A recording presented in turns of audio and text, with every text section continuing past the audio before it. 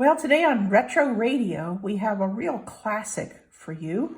In fact, this radio was my second radio I ever had. I believe I got it when I was about 7 years old. It was purchased at Western Auto, which sold all kinds of small electronics at that time. And it came in different colors, and I picked out the beige model. It also came in black and kind of an army green color. But I picked this out. I really think it has a nice design. I always liked the little handle on top, has some nice vinyl trim. And this handle goes all the way around the radio itself. It is an AM/FM, of course, transistor radio. It's got the nice little earphone plug back here. So this radio is now 50 years old. It's never been serviced. It does need some service. It's got some issues. I'm not sure I'm brave enough yet to fix it or look at it myself. I'll probably send it somewhere for some service, but we'll open up the back. And you can see it's kind of a classic AM design, AM/FM design. So just kind of pointing out these little tuners, like they call them tuning pots, I think. They're really not found anymore on radios. They don't use this. They use everything now on a chip. And it's got, as you can see, these electrolytic capacitors. And they go bad after a while. That's the number one thing that goes bad in old radios, is these start to leak. And that's actually a problem, not only in old radios, but it's also probably the major reason that computers actually fail electronically, is that the capacitors begin to leak. Also in LCD televisions, if your LCD television has stopped working, it's probably, and in that case, it's not the age of the capacitors, it's the fact that they're of very poor quality. I know Dell computers had a lot of problems where they recalled several million computers because of leaking capacitors that were just defective parts. So you can see we've got quite a few of those in here. Got a little coil here and another little coil here.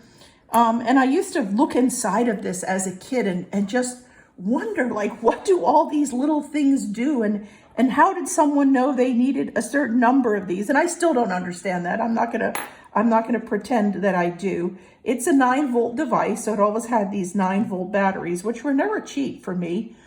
This is a model 125, and I have the original little paper sticker here, and it was so funny because it says, you know, if you need service, call Western Union and ask for a certain operator, which I thought was really kind of funny.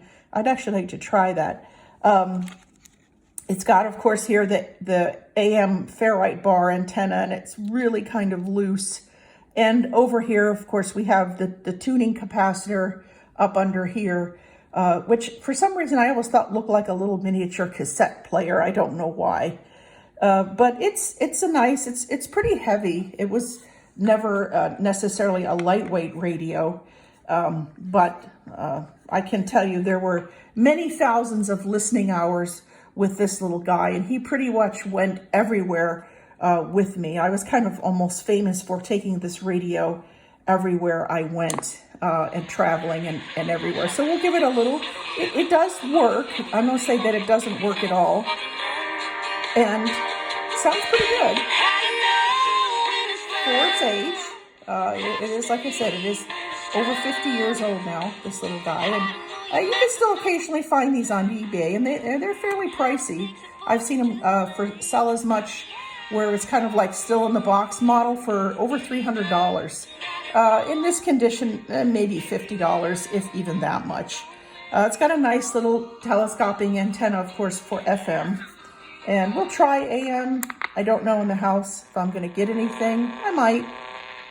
We'll try to find something here. Oh, there's the station.